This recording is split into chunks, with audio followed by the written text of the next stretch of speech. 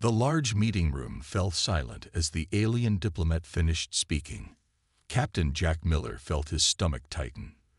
The words hung in the air like a death sentence for humanity. "The Treaty of Stars is clear," said the tall, blue-skinned Vox representative. "New species may not build warships or weapons beyond Level 3 technology. These terms are not open for debate." Jack watched Earth's politicians nod their heads. What choice did they have? Humanity had only discovered faster-than-light travel 5 years ago. Their first ventures beyond the solar system had quickly revealed a shocking truth. They were far from alone, and far from equal. The Galactic Union, ruled by 3 ancient species, the crystalline Vox, the cloud-like Mist Collective, and the scaled Drax, had welcomed Earth with open arms and tight restrictions. "We accept your terms," said President Hall, looking defeated even as she smiled for the cameras. 3 months later, Jack sat in his small apartment staring at his ceiling.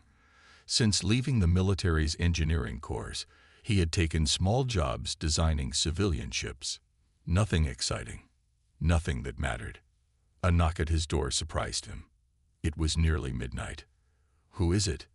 he called, approaching cautiously. "Admiral Wilson." "Open up, Miller. This isn't a social call." Jack hadn't seen his old commander in years. He quickly opened the door. Admiral Wilson looked older, his face lined with worry. "May I come in?" Jack nodded, stepping aside. "What brings you here so late, sir?" The Admiral sat heavily on Jack's worn couch. "What I'm about to tell you cannot leave this room." Jack sat across from him, suddenly alert. "Understood. The Drax are planning something. Our deep space listening posts have picked up unusual movements near their border worlds. Intelligence suggests they're building up forces." "I thought the Union kept peace between all member species," Jack said. Admiral Wilson laughed without humor. "The Union keeps the powerful in power. The Drax have always viewed lesser species as resources, not equals. They've been pushing for stricter controls on Earth since we joined. And now they're preparing for something military." Jack asked. "Yes. And thanks to the treaty, we can't build proper defenses. Our hands are tied." Jack leaned forward. "Why are you telling me this?" The Admiral's eyes locked with his. "Because you were always the one who found solutions when none existed. We need that now more than ever." The next morning, Jack found himself in an underground facility beneath the Rocky Mountains. A group of somber-faced government officials and military leaders sat around a large table. "Captain Miller, thank you for coming," President Hall said. Her face looked thinner than during the treaty signing. "Admiral Wilson speaks highly of your creative approach to problems." "Ma'am, I'm just an engineer." "An engineer who once rebuilt a destroyer's weapons system using mining equipment and satellite parts," Admiral Wilson added. The Defense Secretary pushed a tablet toward Jack. "The Drax will be in position to strike Earth within 8 months. We have intelligence that suggests they plan to make humanity an example to other new species who might grow too quickly." Jack studied the data. "And we can't build warships because of the treaty." "Exactly," said the President. "If we violate the treaty, we lose any protection it offers. The other Union species could legally attack us." Jack stared at the ceiling, thinking. Then he smiled slowly. "The treaty says we can't build warships, but what exactly is their definition of a warship?" The room grew quiet. "Go on," the Admiral urged. "The treaty defines warships as vessels designed primarily for combat operations. What if we build ships that aren't primarily for combat, but can defend themselves if needed?" The Defense Secretary frowned. "The Union inspectors aren't fools." "No," Jack agreed, "but they're bound by their own laws and definitions. If we build ships that technically meet civilian classifications but can be reconfigured when needed, we might have a chance." President Hall leaned forward. "You're suggesting we find a loophole." "I'm suggesting we think differently about what a ship can be," Jack replied. "The Union species have been building the same types of vessels for thousands of years. They lack imagination. 2 weeks later, Project Shield Made-In began in an abandoned mining facility on Mercury. The planet's electromagnetic interference made it perfect for hiding from Union sensors. Jack had assembled his team. Tom Reed, a shipyard designer known for thinking outside the box. Dr. Beth Morgan, the brilliant physicist who specialized in energy systems. And Max Rivera, one of Earth's leading AI experts. "So let me get this straight," Tom said as they reviewed the plans. "We're building ships that aren't warships, but can fight if needed." Jack nodded. "Exactly. Think of it like this. A kitchen knife isn't a weapon, but it can be used as one if someone attacks you." Beth tapped her tablet. "I've been studying Union weapon classifications. Their definitions are surprisingly narrow. If we design our energy systems correctly, we could create something powerful that's technically classified as mining equipment." Max looked up from his computer. "And I can design distributed AI systems that allow separate civilian modules to work together in ways the Union hasn't considered." Jack smiled at his team. "The Dracs think they have us cornered. They believe humans are like all the other species they've bullied over the centuries. But there's something they don't understand about us." "What's that?" Tom asked. "Humans have been breaking rules creatively since we first crawled out of the mud," Jack said. "It's what we do best."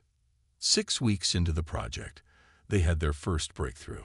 Beth had developed an energy system that used crystalline matrices, similar to those the Vox themselves used, to focus and amplify energy. On paper, it was classified as an excavation tool, but with slight adjustments, it could cut through a Drax warship's hull. Tom had designed modular hull sections that could separate and reconfigure into smaller, faster craft.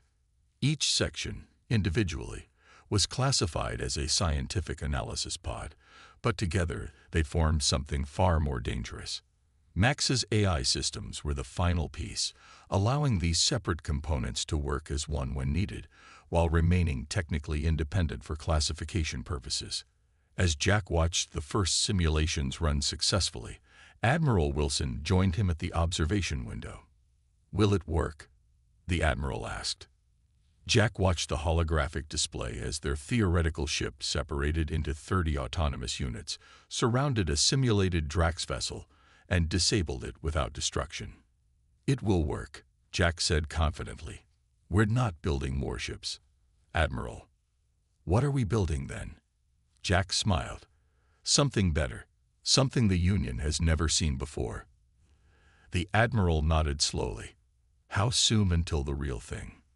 Jack looked at the timeline on the wall. 4 months until the first vessel. We'll call it the Daedalus. "After the great inventor," the Admiral noted. "Yes," Jack replied.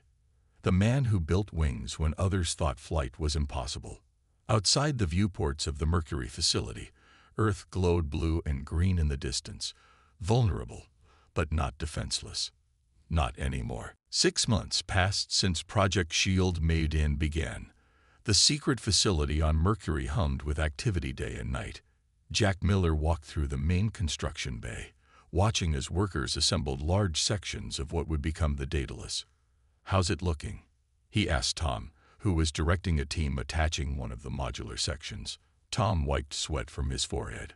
"On schedule. These modular sections are working even better than we hoped. Each one can function on its own or connect with others in over 50 different combinations." Jack nodded, pleased. "And they all still classify as non-military under Union definitions." "Every single piece," Tom confirmed with a grin. "On paper, they're just multi-purpose exploration pods.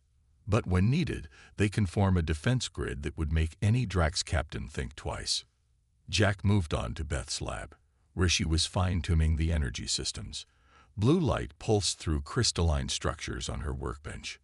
"Progress?" Jack asked. Beth looked up, her eyes bright with excitement. "Better than expected.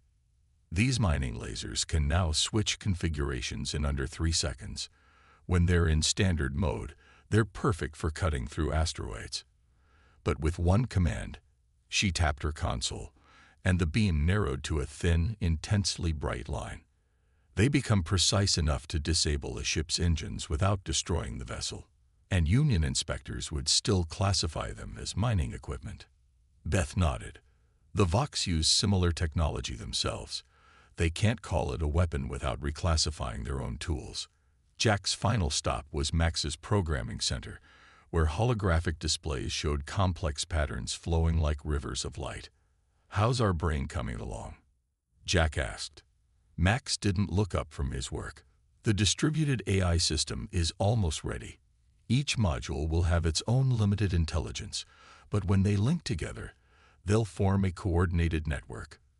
The best part: since no single module contains the full combat subroutines, none of them individually violates the weapon's restrictions." Jack smiled. "Excellent work, everyone. At this rate, we'll have the Daedalus ready for its first test flight in just." An alarm blared throughout the facility. Red lights flashed on the walls. "What's happening?" Jack demanded. Admiral Wilson's voice came over the comm system. "Union inspectors just entered orbit around Mercury. They're requesting permission to tour our mining research facility. They'll be here in 30 minutes. Jack turned to his team. "You know what to do. Activate Protocol Innocence." Workers rushed to reconfigure the facility. Military-looking equipment disappeared behind false walls. Combat simulations were replaced with mining operations data. The modular sections of the Daedalus were quickly separated and made to look like individual research projects. 28 minutes later, the main airlock opened. A tall, blue-skinned Vox diplomat named Kell entered, followed by representatives from the Mist Collective and the Drax. The Drax inspector, a green-scaled being with yellow eyes, looked particularly interested in the facility. "Welcome to the Mercury Mining Research Center," Jack said with a practiced smile. "I'm Jack Miller, Project Director." Kell nodded politely. "We receive reports of unusual material requisitions for this facility.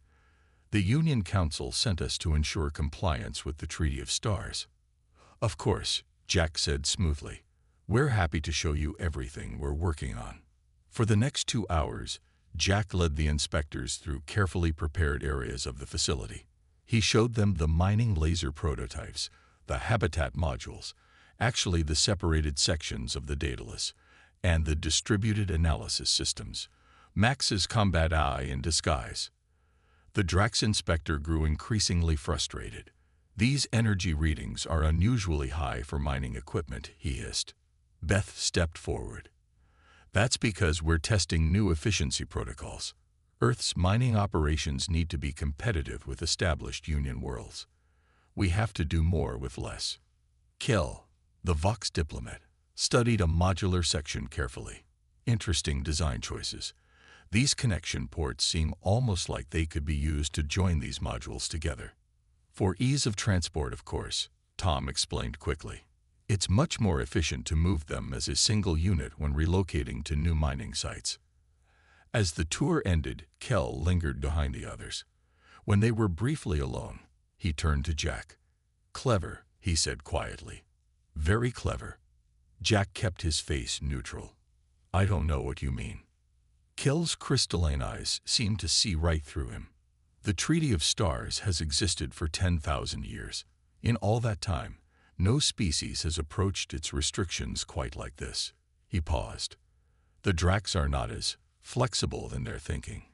Before Jack could respond, Kell rejoined the other inspectors. The delegation left shortly after, with the Drax representative looking annoyed but unable to cite any specific violations. "They suspect something," Admiral Wilson said later in the secure conference room. Jack nodded.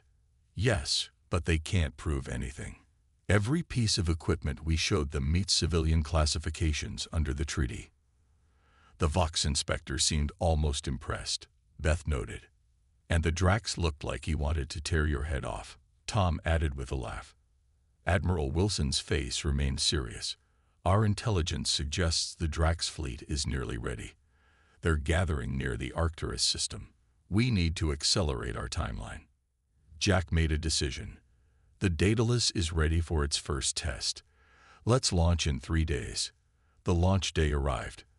The Daedalus had been assembled in its complete form for the first time, a massive vessel over 800 meters long, with 30 detachable modules arranged in a formation that looked more scientific than military. Earth's officials observed from a safe distance as the ship moved slowly out of the Mercury facility and into space. "She looks like a research vessel," President Hall noted. "That's the point," Jack replied. "Official designation: Long-Range Exploration Vessel. Purpose: Deep Space Research and Resource Surveying." The Daedalus accelerated smoothly, heading toward the asteroid belt for its first test. "Now," Jack ordered when they were safely away from Mercury. "Separation test." The massive ship shuddered slightly. Then, like a puzzle coming apart, it separated into 30 distinct sections. Each module moved independently, forming a sphere around an imaginary target. "Energy systems test," Jack continued. The mining lasers on each module glowed blue, connecting in a web of energy that could ensnare any vessel unfortunate enough to be caught within. "Perfect," Jack said, watching the readings. "Rejoin configuration." The modules smoothly reconnected, once again forming the innocent-looking research vessel. Admiral Wilson's voice came over the comm. "The first Union inspection satellite will pass by in 5 minutes. Return to exploration configuration." By the time the Union satellite appeared, the Daedalus was calmly taking readings of a nearby asteroid, looking exactly like what its papers claimed it to be, a peaceful research vessel. But Jack knew the truth. Humanity had just launched its first defense ship, not a warship, not technically. Something much more clever. Something the Drax would never see coming. "Send the coded message to Earth," Jack told his communications officer. "Tell them, the maiden shields with invisible swords." As the Daedalus continued its research mission, Jack watched the stars. Somewhere out there, the Drax were coming. They thought they would find a defenseless planet, bound by a treaty designed to keep newcomers weak. They were in for a surprise. 2 months after the successful test of the Daedalus, 3 more vessels joined Earth's exploration fleet: the Prometheus, Atlas, and Hermes. Each ship incorporated improvements based on lessons learned from the Daedalus, and each carefully maintained its civilian classification while hiding powerful defensive capabilities. Jack stood on the observation deck of Earth's orbital command station, watching as the Atlas prepared for its mission to the Jupiter moons. The ship gleamed in the sunlight, its modular sections fitting together perfectly to form what appeared to be a standard research vessel. Admiral Wilson joined him at the viewport. "Beautiful ships," he said quietly. "They're not warships," Jack reminded him with a small smile. "Just very adaptable exploration vessels." The Admiral's face turned serious. "We just received news from Europa Research Station. All communication has stopped." Jack turned to face him. "What happened?" "Unknown. Last transmission mentioned unidentified ships entering the area." "Then nothing." Jack felt a chill. "The Drax." "That would be my guess, though they'll claim it was pirates or some other convenient excuse." The Admiral handed Jack a tablet. "The Council wants you to take the Atlas to investigate. Officially, it's a scientific mission to check on our research team." Jack nodded, understanding the unspoken message. "And unofficially, find out what happened, and if it was the Drax, show them what our exploration vessels can do." 3 days later, the Atlas entered Jupiter's orbit. Jack stood on the command deck, watching as the massive gas giant filled the view screen. "Scan for any vessels near Europa," he ordered. The sensor operator worked her console. "No ships detected currently, sir, but I'm picking up debris in Europa orbit. And energy weapon signatures, definitely military grade." Jack's jaw tightened. "Take us in." Full scan of the research station site. As the Atlas approached Europa, the damage became clear. The research station had been completely destroyed. Wreckage floated in the moon's thin atmosphere. "Any survivors?" Jack asked, though he already knew the answer. "No life signs, sir," the sensor operator replied quietly. Jack was about to order a debris collection when alarms sounded across the bridge. Multiple ships dropping out of FTL, the tactical officer announced. 5 vessels, Drax energy signatures. They're heading straight for us. Jack took a deep breath. This was what they had prepared for, but hoping would never happen. Send Union Standard hails. Identify us as a research vessel, investigating the loss of our station. The communications officer sent the message. The response came quickly. They say they're here to assist with the investigation and recommend we leave the area for our safety, she reported. They claim pirates have been active in this region. Jack's eyes narrowed. Pirates using Drax weapon signatures. How convenient. He turned to his tactical officer. Are they scanning us? Yes, sir. Standard military suites. Let them see exactly what we want them to see. A civilian research vessel, nothing more. The lead Drax ship sent another message. Human vessel, we detect unusual configurations in your ship design. Prepare to be boarded for inspection under Union security protocols. Jack smiled. They want to see our unusual configurations. Let's show them. Initiate separation sequence. The bridge crew worked quickly. The Atlas shuddered slightly, then began to change. The modules that formed the large ship detached from one another, spreading out in a carefully choreographed dance. Within minutes, what had been one large research vessel became 30 autonomous units surrounding the Drax ships. They're powering weapons, the tactical officer reported. Activate defensive systems, Jack ordered calmly. Remember, non-lethal responses only. The Drax ships fired first. Energy beams lashed out at the nearest human modules, but Beth's special shielding absorbed the blasts. The modules responded with their mining lasers, precisely targeting the Drax ship's weapon systems and engines. 2 Drax vessels lost power immediately. The others tried to regroup, but the human modules were too numerous and too quick, darting between the larger ships like insects swarming a predator. Their flagship is attempting to jump to FTL, reported the tactical officer. Use the gravity net, Jack ordered. 4 modules positioned themselves around the Drax flagship and activated what were officially classified as gravitational research tools. The space around the Drax ship distorted, preventing it from activating its faster-than-light drive. Within 20 minutes, all 5 Drax ships floated powerless, surrounded by the modules of the Atlas. Open a channel to their commander, Jack said. The view screen showed a green-scaled Drax officer, his yellow eyes burning with anger. This is Captain Jack Miller of the Earth exploration vessel Atlas. We've disabled your ships but caused minimal damage and no casualties. We will transmit evidence of your attack on our research station to the Union Council. The Drax commander hissed. You have violated the Treaty of Stars. Your vessel is clearly a warship. Jack smiled. Actually, it's not. Check your scans more carefully. Each module surrounding your ships is independently registered as a non-military device. There is no single warship here, just 30 civilian units working together very, very effectively. This is trickery. The Drax commander spat. No, Jack replied calmly. This is humanity finding a solution within your rules. We'll be escorting your disabled vessels to the nearest Union outpost.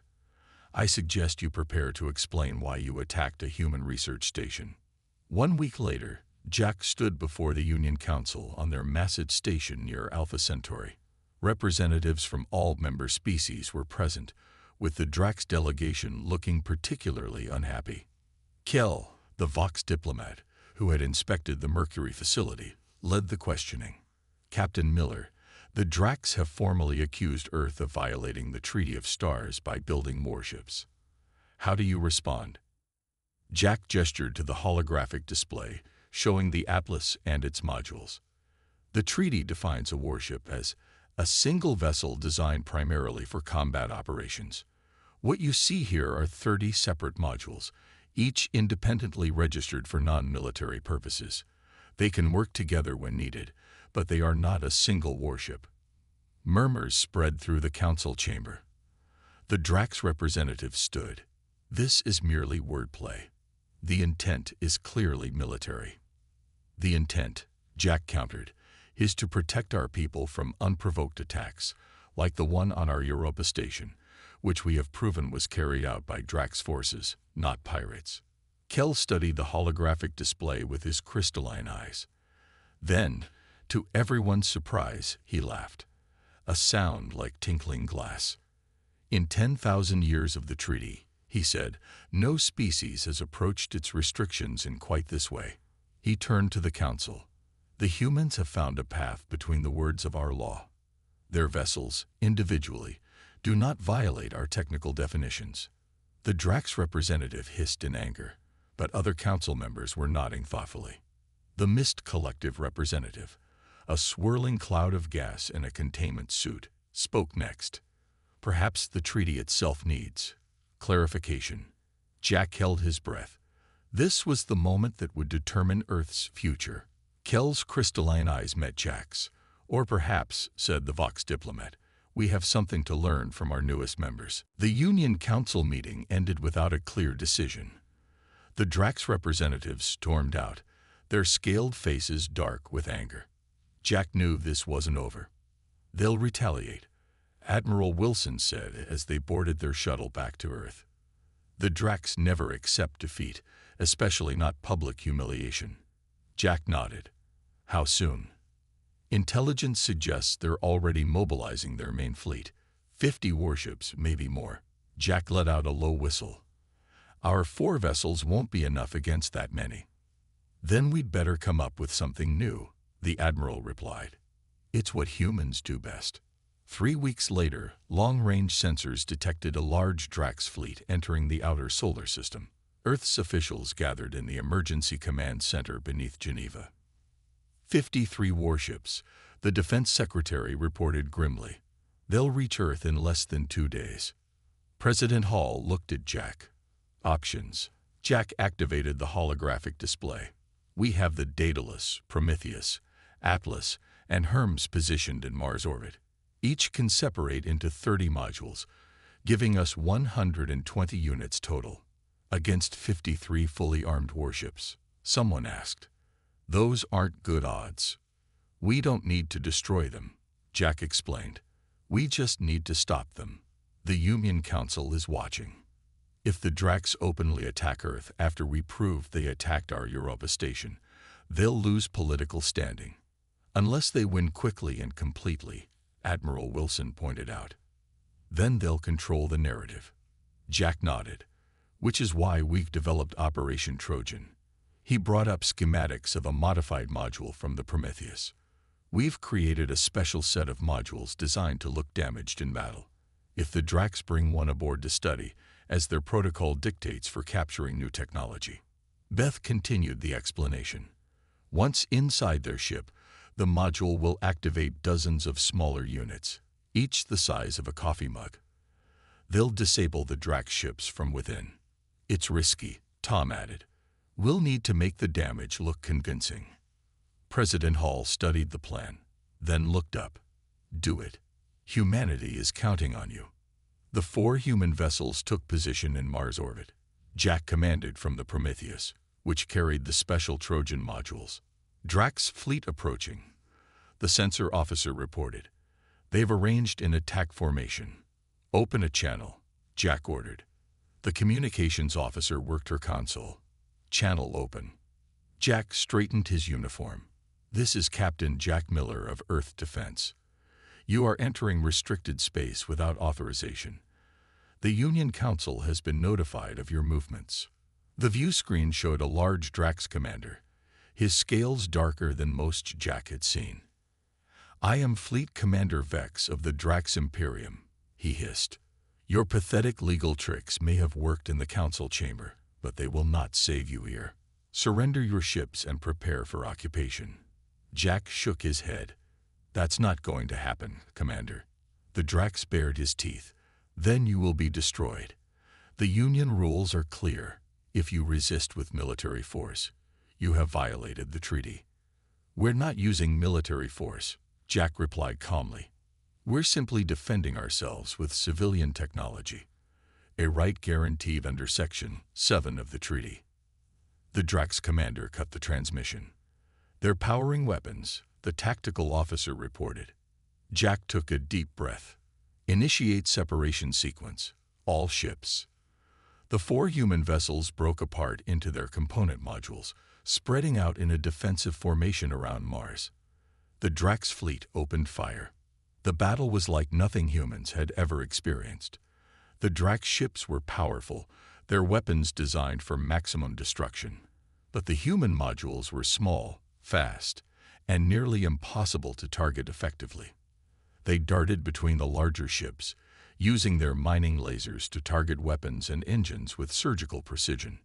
"We've disabled 8 of their ships," the tactical officer reported after 20 minutes, "but we've lost 17 modules." Jack watched the tactical display.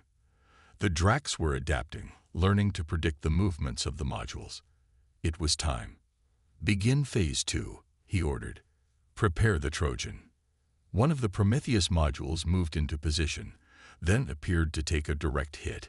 It tumbled through space, venting atmosphere in a convincing display of critical damage. "The Drax command ship is moving to intercept," the tactical officer reported. "They're scanning the damaged module." Jack held his breath. Everything depended on the Drax following their standard protocol for capturing enemy technology. "They've activated a tractor beam," someone called out. "They're bringing the module aboard." Jack nodded. "Now we wait." 5 tense minutes passed. Then suddenly, the lights on the Drax command ship flickered. Energy fluctuations detected in the Drax flagship, the sensor officer reported, excitement in her voice. "Their weapons are powering down. Internal systems failing." On the tactical display, the dots representing Drax ships began to slow and stop as confusion spread through their fleet. Without orders from their command ship, they hesitated. Jack opened a channel to all Earth vessels. "All modules, focus on disabling the remaining active ships. Non-lethal tactics only." The remaining human modules swarmed the confused Drax fleet. One by one, the enemy ships lost power, their weapons and engines disabled by precisely targeted energy beams. Within an hour, the battle was over. 53 Drax warships floated powerless in space, surrounded by Earth's civilian research modules. Jack opened a channel to the crippled Drax flagship. "Fleet Commander Vex, your fleet has been disabled. We've caused minimal casualties and can provide emergency life support if needed." The Drax commander's face appeared on screen, his expression a mixture of rage and disbelief. How did you defeat our warships with these toys?" Jack allowed himself a small smile. "Humans don't build warships, Commander. We build something better. We build smart." The battle footage spread quickly through the Union communication network. Species that had always accepted the dominance of the 3 ruling races watched in amazement as a newcomer defeated a major Drax fleet without violating the Treaty of Stars. In the Union Council chamber, Kell of the Vox watched the recordings with great interest. "Most unusual," he commented to his aide. "Should we be concerned?" the aide asked. "If other species adopt these human methods?" Kell's crystalline eyes sparkled with something that might have been amusement. "Perhaps," he said, "it is time for the Union to evolve. These humans, they think differently. That could be valuable." He tapped a message into his communication device, addressed to the Vox High Command. "Request immediate full council session." Topic: Humanity's status within the Union. Outside the council station's viewport, stars twinkled in the blackness of space. Somewhere out there, humanity had just changed the rules of a game that had remained unchanged for 10,000 years. 2 weeks after the battle near Mars, Jack found himself back in the Union Council chamber. This time, representatives from all member species were present, not just the ruling 3. The massive room buzzed with excited chatter. News of the human victory over the Drax fleet had spread throughout the galaxy. Jack sat at the Earth delegation table with Admiral Wilson and President Hall. Across the chamber, the Drax representatives glared at them with barely contained rage. Kell, the Vox diplomat, rose to speak. The chamber fell silent. "This emergency session of the Union Council will now begin," Kell announced, his crystalline voice echoing in the large space. "We face an unprecedented situation. For the first time in 10,000 years, the Treaty of Stars has been challenged in its interpretation." The Drax representative stood immediately. "The humans have made a mockery of our sacred treaty. They built warships while pretending they were not warships. They must be punished." Murmurs spread through the chamber. Jack noticed that many of the smaller species representatives were watching with great interest. Kell held up a hand for silence. "The technical committee has reviewed all evidence from the recent conflict. Their finding is that the human vessels, both individually and collectively, do not meet the treaty's definition of a warship. Each module is, indeed, classified correctly as civilian equipment." The Drax representative hissed. "Then the definition must be changed. The treaty must be rewritten to prevent this trickery." The representative from the Mist Collective, a swirling cloud of gas in a containment suit, joined the debate. "Perhaps the treaty does need revision. It was written in a different time." President Hall stood. "Earth requests permission to address the council." Kell nodded. "Granted." President Hall looked around the chamber. "The Treaty of Stars was meant to protect peace in the galaxy, but over time, it has become a tool to keep newer species weak and dependent on the protection of the ruling three. When the Drax attacked our research station, we had two choices: remain defenseless or find a creative solution. We chose the latter." Jack watched the faces of the various representatives. Many of the smaller species were nodding in agreement. The Drax representative cut in. "Your creative solution violated the spirit of the treaty. You built combat vessels." "No," Jack said, standing up beside the president. "We built versatile, adaptable ships that can protect themselves when needed." "There's a difference." Kell's crystalline eyes focused on Jack. "Captain Miller makes an interesting point. The purpose of the treaty was never to leave species defenseless. Perhaps the problem is not with the humans' interpretation, but with how the treaty has been enforced over the millennia." Shocked whispers filled the chamber. For a Vox to question the treaty was unheard of. Kell continued, "I propose a new path forward. Rather than punishing Earth for its innovation, we should invite humanity to become a full member of the Union, with all rights and privileges." The Drax representative nearly roared in outrage. "Impossible. They must first serve 100 years as a protected species, as all others have done." "Why?" Kell asked simply. "Because that is how it has always been. The humans have demonstrated they can defend themselves effectively without building traditional warships. Perhaps there is more we can learn from them." Jack exchanged surprised glances with Admiral Wilson and President Hall. This was not what they had expected. After hours of heated debate, the council called for a vote. To everyone's surprise, many of the smaller species sided with the Vox proposal. The final tally: Earth would be admitted as a full Union member, with one important condition: they would share their design philosophy with the Union Defense Committee. Later, in a private meeting room, Kell met with the Earth delegation. "You seem surprised by my support," the Vox diplomat said to Jack. Jack nodded. "I expected you to side with the Drax in demanding stricter controls on Earth." Kell made a sound like crystals tinkling. A Vox laugh. "Captain Miller, the Vox have suspected the Drax plans for decades. They have been eliminating or subjugating smaller species, one by one. But we were constrained by our own laws and traditions. So you used us," Admiral Wilson said, understanding dawning. "Perhaps," Kell admitted. "Or perhaps we recognized an opportunity for change. The Union has grown stagnant. We build the same ships, follow the same rules, century after century. Then humans arrive, and in less than a decade find a solution that has eluded us for millennia." President Hall leaned forward. "So what happens now? We become full Union members and start building actual warships." To everyone's surprise, Jack spoke up. "I don't think we should." All eyes turned to him. The modular design works, Jack explained. It's more versatile than traditional warships. Each module can serve multiple purposes: research, mining, defense. It's efficient. Why build dedicated warships when we can have vessels that adapt to whatever situation they face? Kell studied Jack with interest. What are you suggesting, Captain?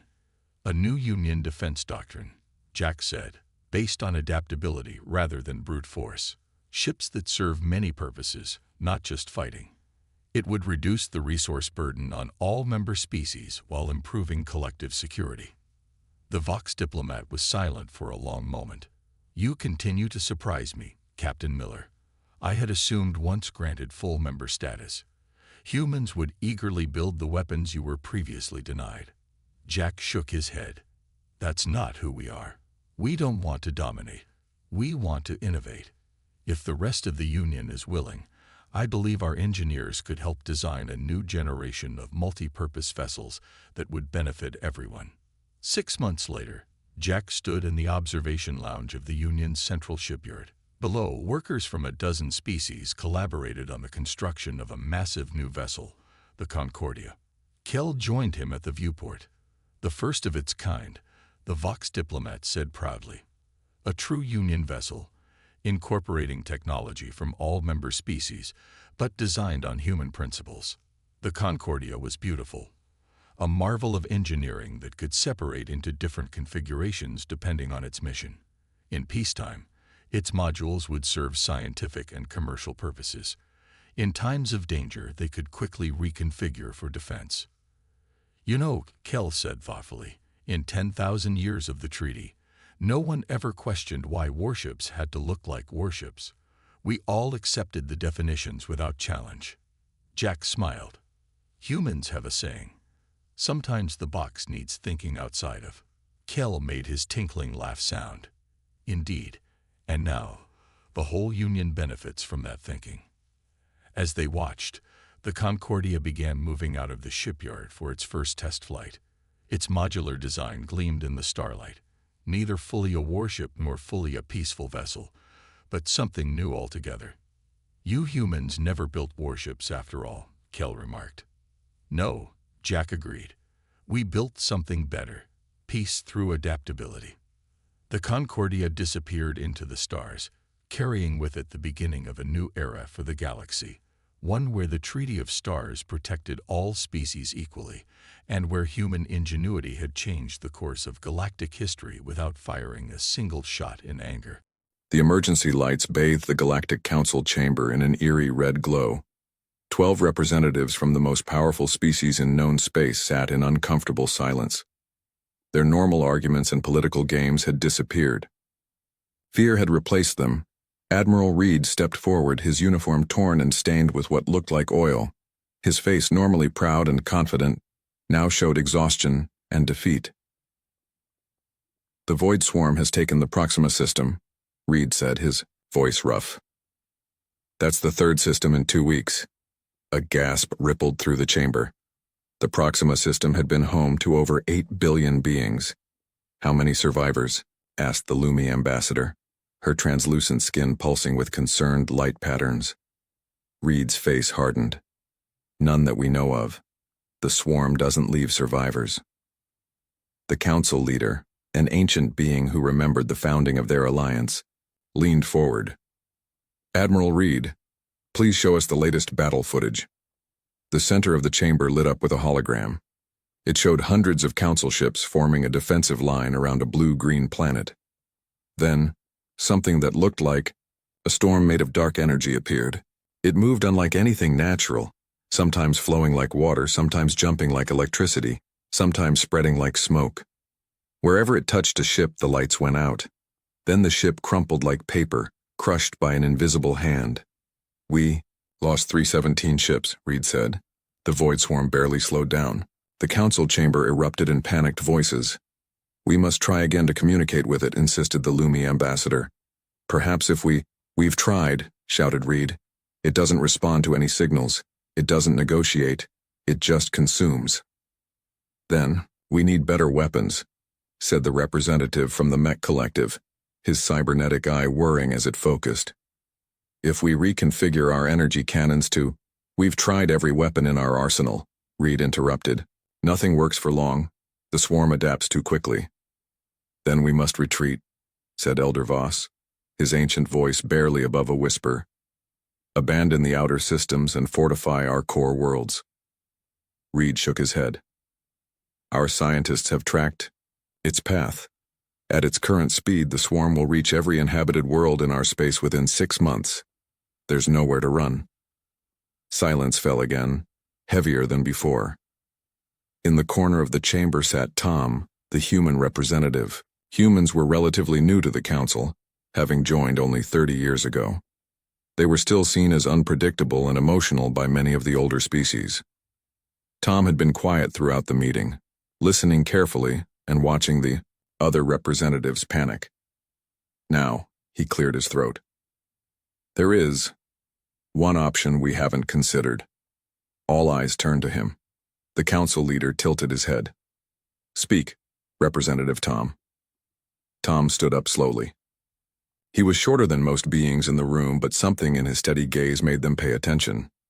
10 years ago, there was a similar incident. A smaller version of the Void Swarm entered council space near the Outer Rim territories. I don't recall such an event, said the mech representative. It was kept quiet, Tom replied, because the way it was defeated wasn't officially sanctioned. Tom touched a control panel on his wrist. The hologram in the center of the room changed, showing grainy footage of a much smaller dark energy storm. Then something new entered the frame. A ship unlike any council vessel. It looked cobbled together from parts of different ships with strange modifications and weapon systems that shouldn't work together. The mystery ship dove straight into the heart of the small swarm, moving in ways that defied normal spaceflight. It fired weapons that created strange distortions in the fabric of space. Where council weapons had failed, these bizarre weapons tore through the swarm. The council members watched in stunned silence as the strange ship single-handedly destroyed the swarm, then disappeared into deep space before council forces could intercept it. What was that? Demanded the council leader. What ship is that? Tom took a deep breath. It's called Dangerous, and its crew are... Well, they're the reason I said this option hasn't been considered. Explain yourself, ordered Elder Voss. The ship is crewed mainly by humans, Tom said, his voice steady despite the shocked looks. But not council-approved humans. These are outcasts, criminals by our laws. They use technologies we've banned as too dangerous or unpredictable. Criminals? The Lumi ambassador's skin flashed with alarm patterns. You suggest we place our fate in the hands of outlaws? I suggest we place our fate in the hands of the only beings who have ever successfully defeated the Void Swarm, Tom countered. Admiral Reed stepped closer to the hologram, studying the strange ship. Why have I never heard of this incident or this ship? Because after they destroyed the swarm, the council of that time decided they were too dangerous to acknowledge publicly, Tom explained. Their methods violated too many safety protocols. Their weapon systems are unstable and unpredictable. Effective, but forbidden for good reason. So instead of thanking them for saving lives, we erased them from history? Reed asked, his voice sharp with disbelief. Politics, Tom said simply. The council couldn't be seen endorsing their methods. And now you suggest we not only acknowledge them but ask for their help? The council leader's voice was heavy with concern. Tom nodded. Yes, because they've done what our entire fleet couldn't do. Stop the Void Swarm. Do you know where to find these outcasts? Asked the mech representative. Not exactly, Tom admitted. But I know where to start looking. They operate in the unregulated zones beyond council space, a region called the Scatter. The Scatter is lawless and dangerous, warned Elder Voss. Many who enter never return. Tom smiled grimly, which makes it the perfect hiding place for those who don't want to be found by the council. The council leader rose to his full height, towering over Tom. You realize what you're asking? To break our own laws? To seek help from those we've branded as dangerous? With respect, Tom replied, meeting the leader's gaze. I'm asking us to survive. The laws won't matter if we're all dead. Admiral Reed stepped forward. I've lost too many good people to this swarm. If there's even a small chance these outcasts can help us, I support trying to find them. The council chamber erupted again, voices rising in argument. Some supported the desperate plan, others condemned it as madness. The debate raged for hours, tempers flaring as the red emergency lights continued to pulse overhead. Finally, the council leader raised his hand for silence. We will put it to a vote, he announced. Do we seek the help of these outcasts, these users of forbidden technology, these— He hesitated, looking at Tom. These humans who call their ship dangerous? One by one, the representatives voted. Some quickly, some after long moments of hesitation. When the final vote was tallied, the result was 7 in favor, 5 against. Then, it is decided, the council leader said, his voice solemn. Representative Tom, you will lead a delegation to find this ship and its crew. Admiral Reed will provide you with a vessel and security team. Tom nodded, his face serious. Time is critical. The swarm moves quickly. And if you find these outcasts, the council leader added, what makes you think they will help us? We have, as you pointed out, treated them poorly. Tom's expression was grim but determined, because despite everything, they're still human, and humans have a strange habit of helping even those who've wronged them, especially when the stakes are this high. As the council dispersed to prepare for this desperate mission, Admiral Reed approached Tom privately. Do you really believe these outcasts will help us? He asked. Tom watched the hologram of the strange ship one more time before it faded. I believe they're our only hope, he answered quietly.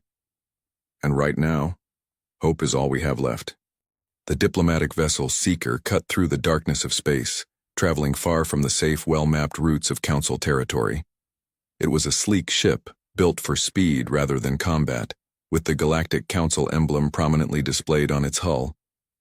Captain Gray stood on the bridge, her back straight and her expression tense. She didn't like this mission. Everything about it went against protocol.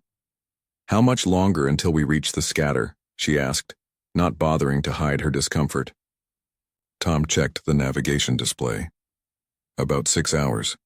We should drop out of faster-than-light travel before we hit the outer boundary. The scatter is filled with debris and unstable energy pockets. Gray nodded stiffly. I still think this is a mistake. We're putting a council vessel at risk to find criminals. Criminals who might save trillions of lives, Tom reminded her. Gray didn't answer. Instead, she turned to the other 2 members of the delegation, Kira from the Mech Collective and Dr. Vell of the Lumi. Kira looked more machine than organic, with cybernetic enhancements covering much of her body. As a tactical specialist, she had studied the footage of the mysterious ship Dangerous for hours, trying to understand its weapons and movement patterns. Their tech shouldn't work, she said, her mechanical eye whirring as she focused on Tom. The energy configurations they use should be unstable to the point of self-destruction. And yet they don't explode, Tom replied with a small smile. Dr. Vell floated nearby, her translucent body pulsing with gentle light. I am more concerned about their psychological state. Beings who choose to live outside society, who embrace danger rather than security. They may not be reasonable negotiators. We don't need them to be reasonable, Tom said. We just need them to help us. The journey continued in uneasy silence. 6 hours later, the Seeker dropped out of faster-than-light travel at the edge of the region known as the scatter. The view from the bridge made everyone pause. Before them spread a chaotic mess of broken planets, asteroid fields, and strange energy storms. Scattered throughout were the remains of countless ships, some ancient, some relatively new, all broken. Sensors detect high radiation levels and unstable gravity pockets, reported the ship's navigator. Navigating through this will be extremely difficult. Do we have coordinates for this Junction 8 place? Captain Gray asked. Tom nodded. General direction, yes. Specific coordinates? No. Places like Junction 8 don't advertise their location. They prefer visitors to work to find them.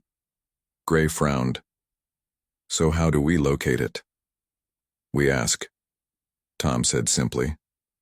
Over the next 3 days, the Seeker carefully navigated through the dangerous region, stopping at small outposts and abandoned mining stations. At each stop, Tom would go alone, returning hours later with new information but no direct path. At one particularly rough-looking outpost built into a hollowed asteroid, they received their first solid lead. "There's a trader ship heading to Junction 8 tomorrow," Tom told the others when he returned. "They agreed to let us follow them through the safe paths for a price." "Which you paid?" Captain Gray asked, disapproval clear in her voice. "From my personal account, not council funds," Tom assured her. "Captain Gray, you need to understand. Out here everything has a price. No one does anything for free or for promises of future payment." The next day, they followed the battered trader ship through a twisting path that no navigation computer could have plotted. They passed through the tail of a comet, used the gravity of a collapsed star to slingshot around a radiation belt, and skimmed dangerously close to a field of debris that looked like the remains of a small moon. Finally, they saw it. Junction 8. It wasn't a planet or a moon, but a massive space station cobbled together from parts of dozens, maybe hundreds of different ships and structures. It spun slowly, creating artificial gravity for its inhabitants. Ships of all shapes and sizes docked at its outer rings. "No wonder we couldn't find it in any database," Captain Gray murmured. "It's not supposed to exist."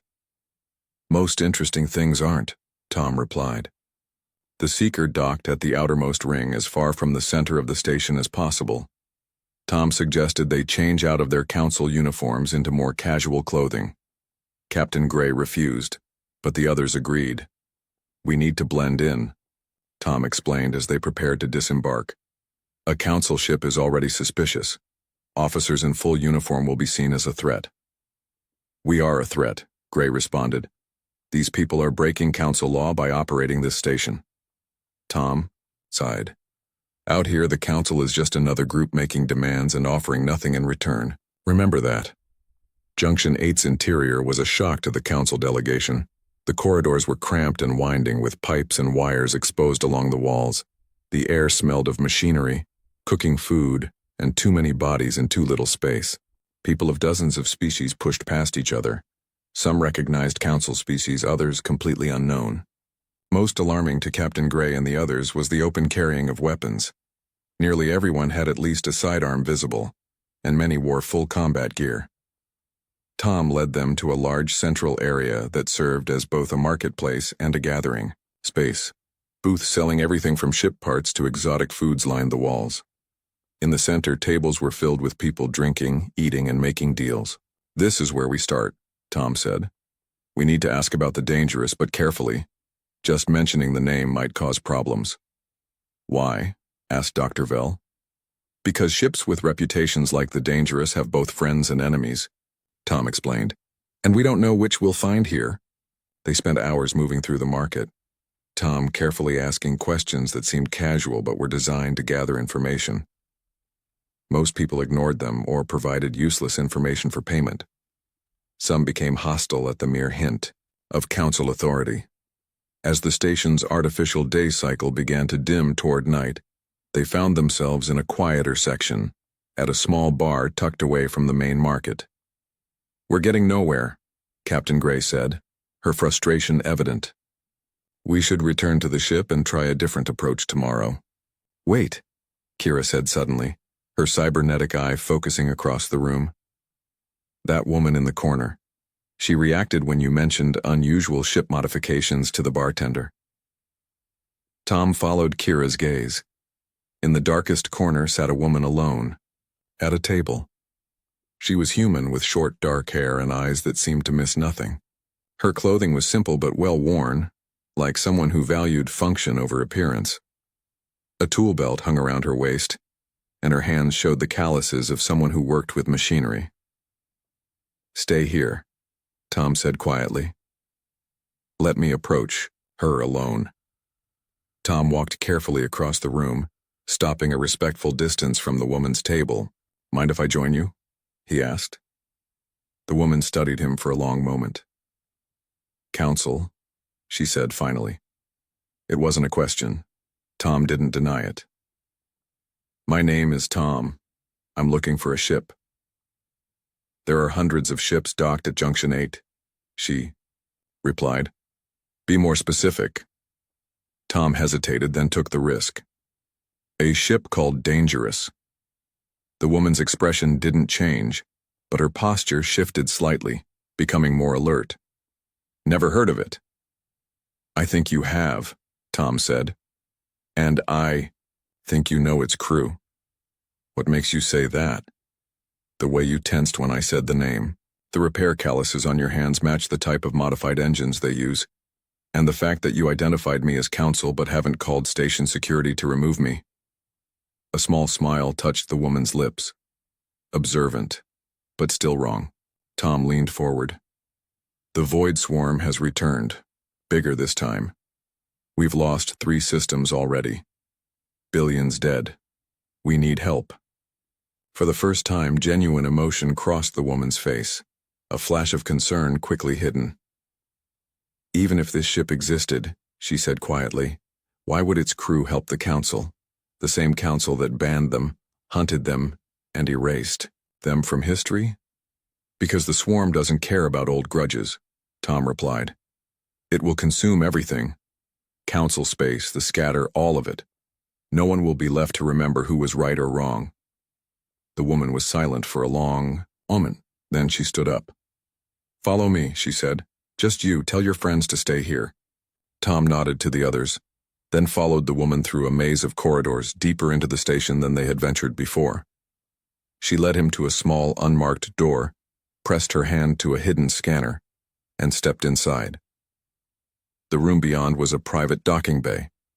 And there, floating in the center, was a ship unlike any other, a patchwork of different designs with strange modifications and unusual weapon systems. On its side, barely visible in the dim light, was a worn emblem with a single word. Dangerous. My name is Anna, the woman said, turning to face Tom. Engineer of the Dangerous, now tell me why we should risk our lives for the people who tried to destroy us. Tom stood in the private docking bay, face to face with Anna, the engineer of the Dangerous. The ship loomed behind her, its unusual design both fascinating and unsettling. We should help you because the Void Swarm threatens everyone, Tom answered, her challenge, including you and your crew. Anna crossed her arms. We've stayed ahead of threats before. We could run to the outer reaches. There's plenty of galaxy left. Not this time, Tom said. This swarm is at least 10 times larger than the one you fought before.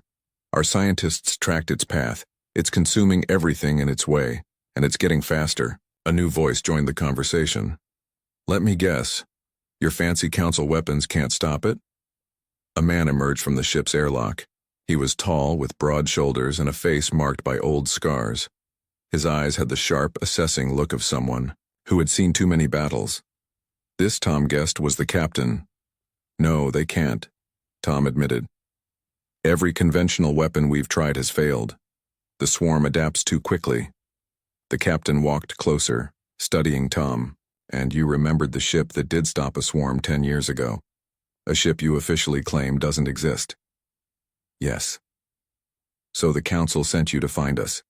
The same council that declared our technology illegal, branded us criminals, and forced us into exile. Tom didn't flinch from the captain's gaze. Yes, because we're desperate. The captain laughed, but there was no humor in it.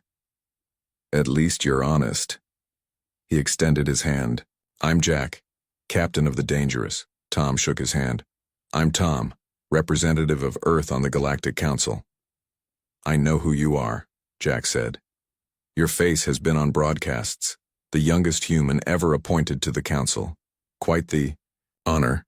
Anna moved to Jack's side. He brought others, a council captain and 2 non-humans. They're waiting in the bar. Jack nodded. Bring them here.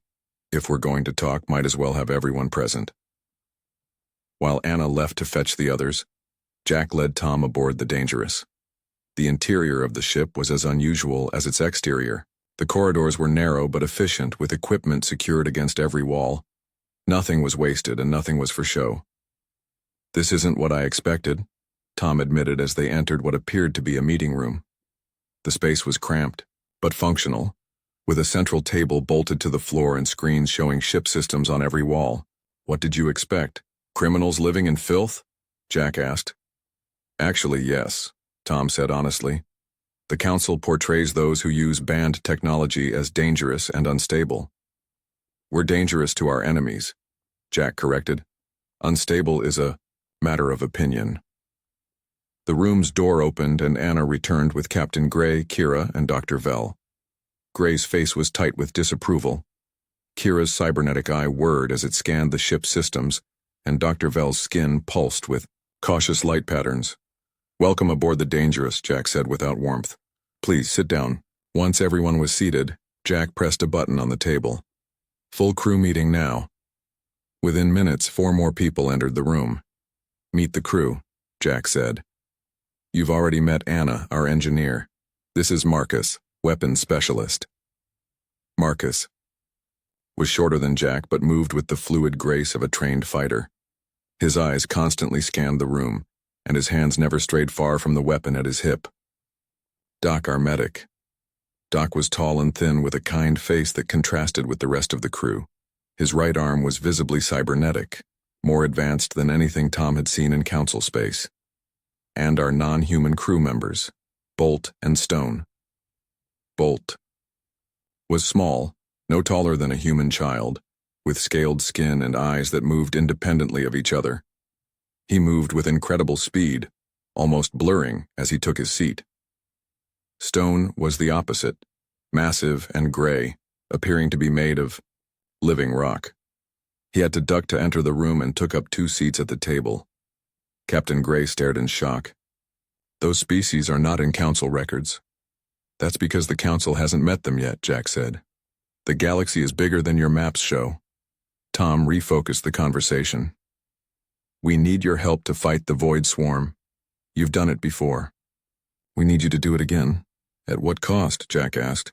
"Last time we fought a swarm, we lost 3 crew members, good people." The crew's faces darkened at this memory.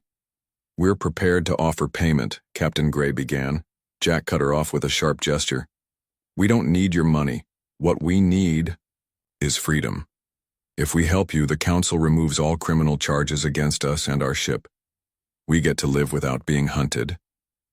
"The Council will never agree to that," Gray said firmly. "Your technologies violate fundamental safety protocols. They're unstable and dangerous." "Then this meeting is over." Jack stood up. "Good luck with your swarm." "Wait," Tom said quickly. "I have the authority to negotiate terms." Gray turned to him, shocked. "You don't have the authority to override Council safety laws." "Actually, I do," Tom replied. "The Council gave me full negotiating power for this mission. They knew what it might require." He turned back to Jack. "Show us why your ship works when it shouldn't. Convince us that you're not reckless, just ahead of Council science." Jack considered this for a moment, then nodded to Anna. "Give them the tour," he said. "Show them everything." For the next hour, Anna led them through the Dangerous, explaining systems that defied conventional science. The ship's engines used controlled energy fluctuations that Council engineers would consider catastrophically unstable. Their weapons created micro-tears in space itself, hitting targets in ways that standard shields couldn't block. Kira's cybernetic eye recorded everything, her expression shifting from skepticism to reluctant admiration. By standard calculations, these systems should tear the ship apart, she admitted. But clearly they don't. Council science is too cautious, Anna explained as they examined the engine room. You build perfect systems that never fail but also never reach their full potential. We accept reasonable risk for exceptional results. Dr. Vell floated near a medical bay, unlike any in Council space. These healing technologies, they're remarkable but dangerous. Doc, who had joined them, nodded. They can heal injuries that would be fatal under Council care. The risk is worth it when the alternative is death. By the time they returned to the meeting room, the Council delegation had fallen silent, processing what they had seen. Jack waited for them, a holographic display of the Void Swarm floating above the table. I accessed your ship's data while you were touring, he said. Hope you don't mind. I wanted to see what we're up against. The display showed the massive energy storm tearing through a star system, consuming everything in its path. It's bigger than I thought, Jack admitted, and smarter. It's learning from each encounter with your fleet. Can you stop it? Tom asked directly. Jack studied the display, his expression grim. Maybe, but not alone. We'd need your fleet as support following our lead without question. Captain Gray bristled. The Council fleet following the orders of criminals? Impossible. Then we all die, Jack said simply. Your pride or everyone's lives. Choose. Tom leaned forward. If you help us defeat the swarm, I will personally ensure all charges against you are dropped. Your crew will be free to come and go in Council space without fear of arrest. And our technology? Anna asked. Remains your own, Tom said. We won't try to confiscate or copy it. Jack and Anna exchanged looks, having a silent conversation. Then Jack nodded. We need to discuss this as a crew, he said. Privately, of course, Tom agreed. The Council delegation waited outside the meeting room while the crew of the Dangerous debated. Through the closed door they occasionally heard raised voices. You can't seriously be considering this, Captain Gray hissed. To Tom. These people are dangerous. Their technology violates every safety protocol we have. Their technology works, Tom replied. And right now, that's all that matters. 20 minutes later, the door opened. Jack stood there, his face unreadable. We've decided, he said. We'll help you fight the swarm. Relief washed over Tom's face. Thank you. Don't thank me yet, Jack warned. I have conditions beyond what you've offered. Name them. First, my ship, my rules. We fight our way, not by Council tactical doctrine. Tom nodded. Agreed. Second, we get full pardons in writing before we engage the swarm. No tricks, no pending review nonsense. I'll make it happen. Third, Jack's eyes hardened. If we survive this, the Council acknowledges what we've done. Publicly. No more pretending we don't exist. Tom hesitated, then nodded again. Yes, the people should know who saved them. Jack extended his hand. Then we have a deal, Representative Tom. As they shook hands, Captain Gray looked away, her disapproval clear. Kira continued to record everything, with her cybernetic eye and Dr. Vell's skin pulsed with patterns that suggested both hope and concern. When do we leave? Jack asked. Now, Tom said. The swarm isn't waiting, and neither should we. Jack turned to his crew. Prepare for departure. We're going hunting. As the crew moved to their stations, Tom watched them with a mixture of hope and uncertainty. He had found the most feared ship in the galaxy and convinced its crew to fight. But one question remained. Was he bringing salvation to the Council, or something just as dangerous as the Void Swarm itself? The Dangerous and the Seeker traveled together through Council space, heading toward the Centauri system. Intelligence reports indicated the Void Swarm would strike there next. Inside the Dangerous, Jack studied the tactical display. The crew moved with practiced efficiency around him, preparing for the battle ahead. How's the engine modification coming? He asked Anna, who was covered in grease up to her elbows. Almost done, she replied. If my calculations are right, we can create an energy pulse 3 times stronger than before. And if your calculations are wrong? Marcus asked from his weapons station. Anna shrugged. Then we explode. But we'd die in the swarm anyway, so what's the difference? This dark humor was typical of the Dangerous crew. They lived with risk every day. Tom watched them from a corner of the bridge, fascinated by how differently they operated compared to Council ships. Here, there was no rigid chain of command. Everyone spoke freely, challenged ideas openly, and contributed regardless of their position. Your crew works well together, Tom observed to Jack. We have to, Jack replied. Out in the scatter, rigid rules get you killed. We need everyone's best ideas, not just those from people with the highest rank. The ship's communication system crackled. Dangerous, this is Admiral Reed of the Council Fleet. You are approaching a restricted military zone. Please identify yourselves. Jack nodded to Bolt, who handled communications. The small alien moved with blinding speed, opening a channel. Admiral Reed, this is Captain Jack of the Dangerous. We're here on Council authority to assist with the Void Swarm threat. There was a long pause before Reed responded. Captain, Jack, we have no record of a ship called Dangerous in our fleet registry. Tom stepped forward. Admiral Reed, this is Representative Tom. The Dangerous is operating under my authority by direct order of the Council. I'm transmitting verification codes now. Another pause. Longer this time. Verification received, Reed finally said, his voice tight with disapproval. Representative Tom, please report to the command ship immediately for briefing. Captain Jack, your ship will remain at the outer perimeter until further notice. Jack laughed humorlessly. That's not happening, Admiral. My ship goes where I decide, and right now I need to see your fleet formations and defensive plans. That information is classified, Reed snapped. Not anymore, Jack replied. Not if you want our help. Tom intervened before the situation could escalate. Admiral Reed, the Council has granted Captain Jack full tactical authority for this operation. I recommend scheduling a joint briefing immediately. 2 hours later, the command room of Reed's flagship was filled with tension. Council military officers in pristine uniforms stood on one side, the ragtag crew of the Dangerous on the other. Admiral Reed towered over a holographic display, showing the fleet's planned formation. We have 217 ships arranged in a standard defensive shell, Reed explained.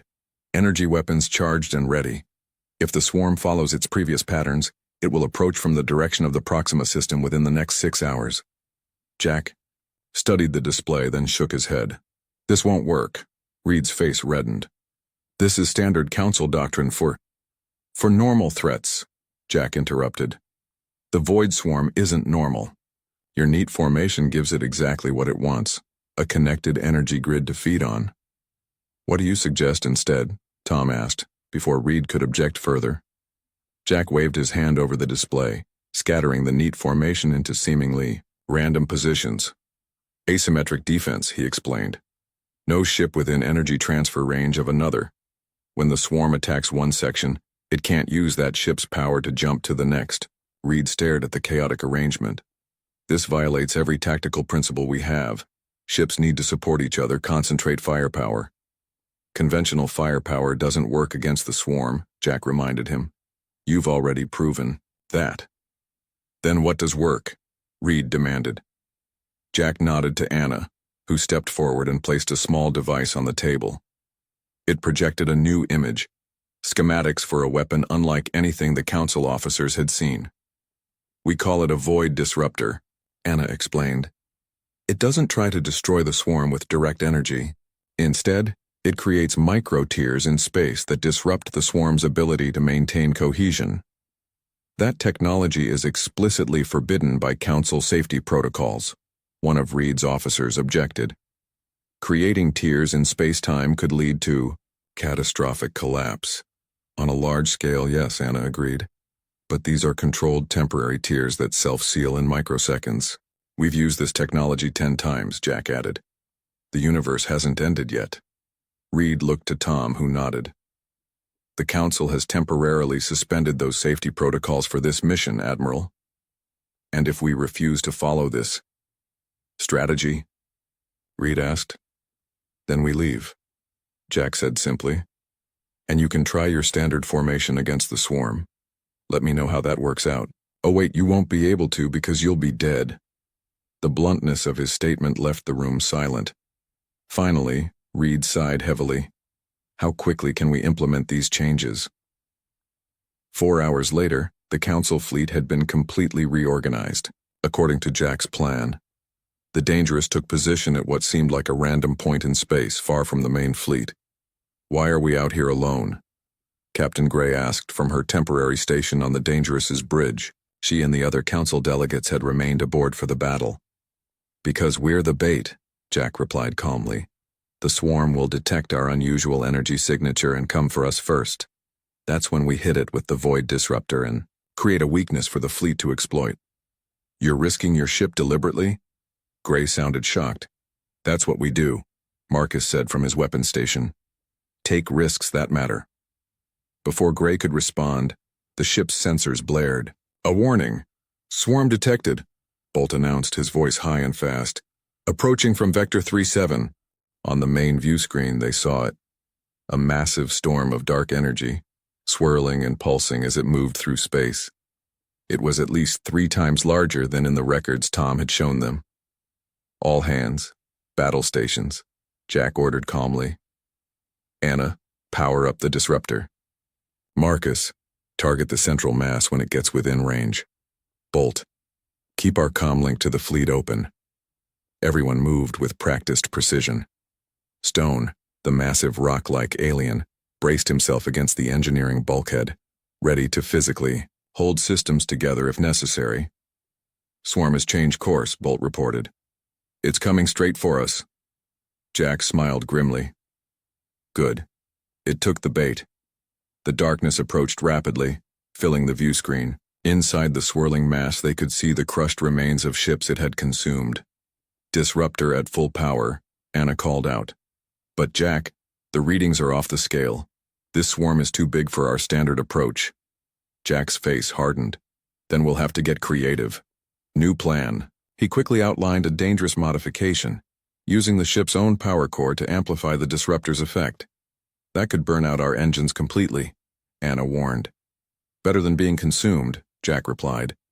Tom, tell Admiral Reed to prepare the fleet to fire everything they have at the coordinates I'm sending.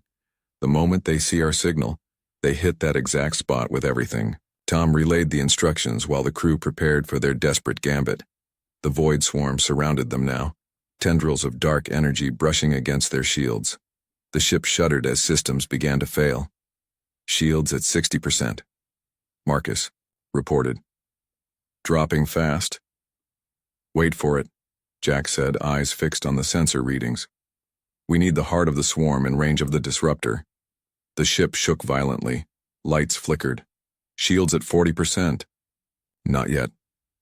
Alarms blared throughout the ship. A console exploded, showering sparks. Shields at 20%. Jack, we're running out of time. Jack watched the sensors intently. Now, Anna, full power to the disruptor. Marcus, fire. The Dangerous shuddered as its power core fed energy directly into the experimental weapon. A beam of impossibly bright light shot from the ship into the heart of the swarm. Where the beam hit, the darkness seemed to tear open, revealing the normal space behind it. The tear grew wider as the swarm recoiled from the wound in its being. Signal. The fleet, Jack shouted over the sound of failing systems.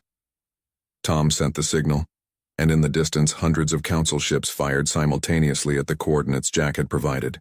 Their combined firepower struck the swarm at its newly vulnerable point. For a moment, nothing seemed to happen. Then the swarm began to contract, pulling away from the Dangerous.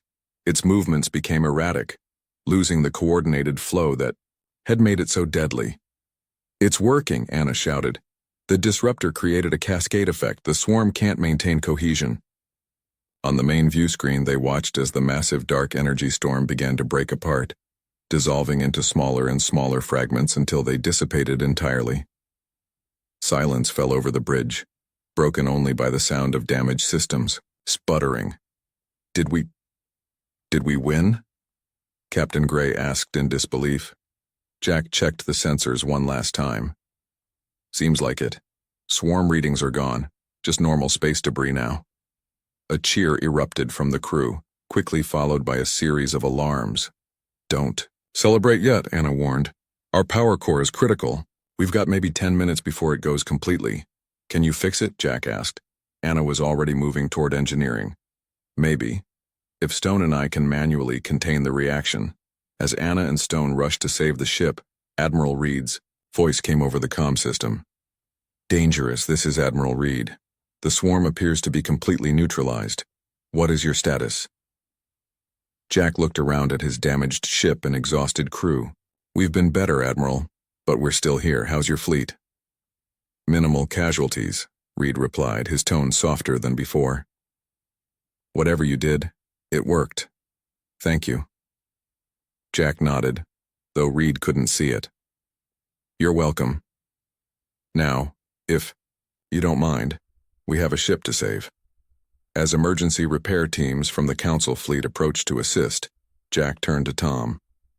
"I believe the Council owes us those pardons now," he said with a tired smile. Tom extended his hand. "They're already being processed. The Council keeps its promises." As they shook hands, the bridge lights flickered back to full power.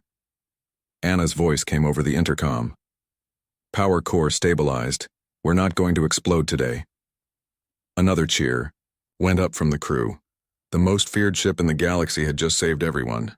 3 days after the battle with the Void Swarm, the Galactic Council chamber was more crowded than it had ever been. Representatives from all member species filled the main floor, while observers packed the upper galleries. The emergency lights had been replaced with the normal soft illumination, but the tension in the room remained. At the center of attention stood the crew of the Dangerous. They looked out of place among the formal council representatives in their practical, battle-worn clothing. Jack stood slightly ahead of his crew, his posture relaxed but alert. Anna, Marcus, Doc, Bolt, and Stone formed a protective semicircle behind him. The council leader rose from his seat, towering over everyone present. "This emergency session of the Galactic Council is now in session," he announced, his voice echoing through the chamber. "We are here to address the recent crisis and its unconventional resolution." His eyes fixed on the crew of the Dangerous. "Admiral Reed, please present your report." Admiral Reed stepped forward, looking uncomfortable. His uniform was pristine as always, but there was a new respect in his eyes when he glanced at Jack. 3 days ago, the entity known as the Void Swarm was completely destroyed in the Centauri system, Reed began. After conventional council tactics proved ineffective, the crew of the ship Dangerous implemented an alternative strategy that succeeded where our standard approaches failed. Reed activated a holographic display showing the battle from multiple angles, using technology that... He hesitated. "That does not conform to council safety protocols. The Dangerous created a vulnerability in the swarm structure. This allowed our fleet to target and destroy it completely." "At what cost?" asked the Lumi ambassador, her skin pulsing with concerned patterns. "Minimal casualties to the council fleet," Reed answered. 16 ships damaged, 3 beyond repair, 7 personnel lost. "And what of the Dangerous itself?" asked the mech representative. "Severely damaged," Reed said. "Their power core nearly went critical. If not for the exceptional skill of their engineer and security officer, the ship would have been lost with all hands." Tom watched from his seat, noting how carefully Reed chose his words. The Admiral was no friend to the outcasts, but he was honest enough to acknowledge their contribution. The council leader turned to Jack. "Captain Jack, do you wish to address the council?" Jack stepped forward, looking entirely unimpressed by the Grand Chamber and important officials.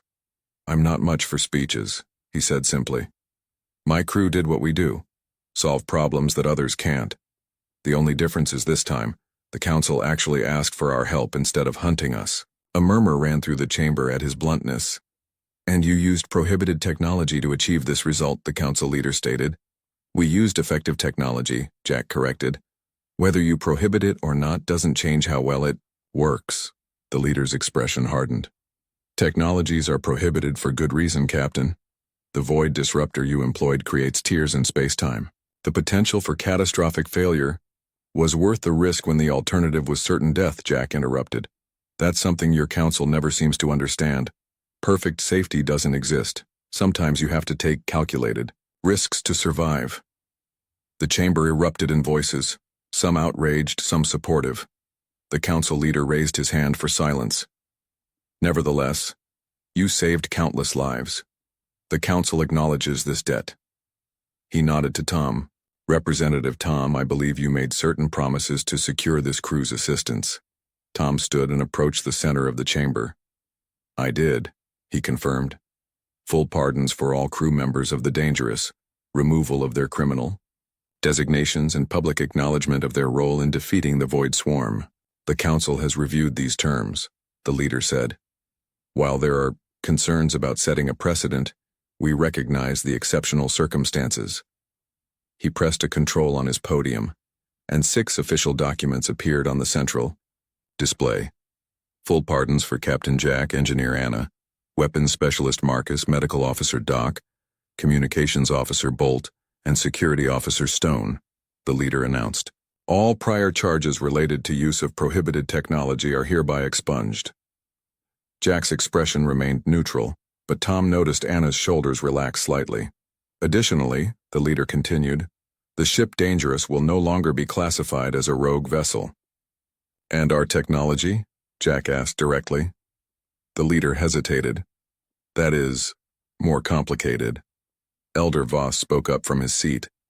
The technologies used by the Dangerous clearly have benefits we cannot ignore, but they also carry risks we cannot dismiss. So what are you saying? Jack asked. We're free to go, but don't use our ship the way it was designed. The chamber fell silent as everyone waited for the council's response. Finally, Admiral Reed stepped forward again. If I may suggest a compromise. The leader nodded for him to continue. The crew of the Dangerous have demonstrated exceptional skill and judgment, Reed said. While their methods are unconventional, their results are undeniable. I propose a special designation for their ship and crew. What kind of designation? The leader asked. An independent response unit, Reed explained. Not fully part of the Council fleet, but available when standard approaches prove insufficient. They would operate primarily in frontier regions where Council presence is limited, dealing with threats before they reach core systems. Jack exchanged looks with his crew. Anna gave a small nod. And our technology? Jack asked again. Would remain your own, Reed said, with the understanding that certain systems would be used only when absolutely necessary, and with proper notification to nearby Council ships. The Council leader considered this. You support this arrangement, Admiral? Despite your well-known adherence to protocol? Reed looked directly at Jack. Recent events have adjusted my perspective on protocol, sir. Sometimes exceptional challenges require exceptional solutions. The leader turned back to Jack. Is this arrangement acceptable to you, Captain? Jack studied Reed for a long moment, then looked at Tom, who nodded encouragingly. My crew and I will consider it, Jack said finally, but we have a condition of our own. Which is, no monitoring devices on our ship, no Council observers reporting our every move. We work with you, not for you. The leader frowned. How can we trust you without oversight? Jack gestured to the battle display still floating above them. I think we've earned some trust, don't you? After further debate, the Council voted. The result was closer than Tom had hoped. 7 in favor, 5 against. But it was enough. The compromise was approved. As the formal session concluded, Jack and his crew prepared to depart. They would return to their ship, now docked at a Council repair facility, and consider the offer. Tom caught up with Jack in a corridor outside the chamber. You could stay, you know, Tom suggested. The Council needs people who think differently. Jack smiled slightly. That's the problem. They need us but don't want us, at least not in their orderly systems. Things could change, Tom said. This is a start. Maybe, Jack conceded. But the frontier suits us better. Fewer rules, more space to breathe. As they reached the docking bay where a shuttle waited to take the crew back to their ship, Jack paused. What about you, Representative? Going back to your comfortable Council office? Tom looked thoughtful. I'm not sure. This experience has been educational. Jack laughed. You could always visit. The Dangerous could use a diplomat who knows when to break the rules. Before Tom could answer, Anna approached. Jack, repair crews say the ship will be ready in 2 days, she reported. They've been surprisingly helpful. Nothing like saving everyone to improve service, Jack commented dryly. So what's next for the most feared ship in the galaxy? Tom asked. Jack looked out at the stars visible through the bay windows. There's a lot of space out there, a lot of problems that need solving. I think we'll find our place. As the crew of the Dangerous boarded their shuttle, Council officials watched with mixed emotions. Relief that the crisis had passed, gratitude for their unlikely saviors, but also concern about what precedent they had set. The Council had spent Generations building a carefully ordered society with clear rules and protocols. The dangerous represented everything that stood against that ordered universe: risk, improvisation, and technologies that defied easy control. Yet they had saved everyone when the ordered approach had failed. 3 weeks later, the repaired and partially upgraded dangerous departed council space. Their destination was unspecified, their mission undefined. But throughout the council worlds, people spoke in hushed tones about the humans and their alien companions who had saved civilization. Some called them heroes. Others still labeled them dangerous. In truth, they were both. Far beyond council space, other threats stirred, problems that conventional forces could never solve. When those threats eventually emerged, the council would face a choice: follow their safe protocols and risk everything, or once again turn to those they feared. And somewhere in the vast darkness between stars, the ship named Dangerous flew on, ready for whatever came next. Tom watched the departure from his office window, a small smile on his face. On his desk lay an official request for reassignment to Liaison Officer for Frontier Regions. The council needed bridges between order and chaos, between safety and necessary risk. Perhaps, Tom thought, that was a role worth playing.